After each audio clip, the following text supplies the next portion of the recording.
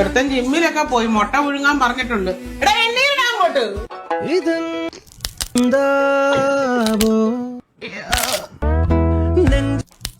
സൂചി കൊണ്ട പോലെ.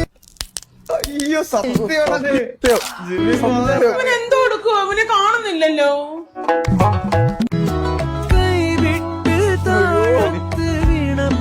ഇത് ജിമ്മിൽ തന്നെ പോയതാണോ? പൊത്തി വേറെ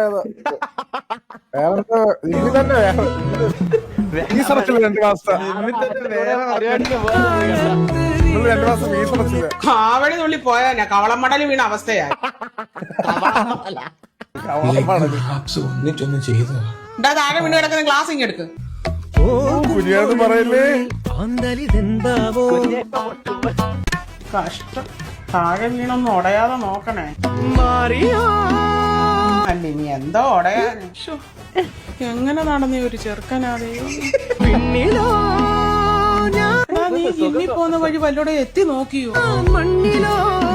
അനുഭവിച്ചവർക്കേ അറിയുള്ളൂ കേട്ടാ. നീര് ലെഗ് ഡേ കുറിച്ച് അമ്മയ്ക്ക് അറിയാത്തതുകൊണ്ട് ഇത് പറഞ്ഞു മനസ്സിലാക്കാൻ പറ്റൂല. കക്കൂസിന് ലോക്കായി പോയി.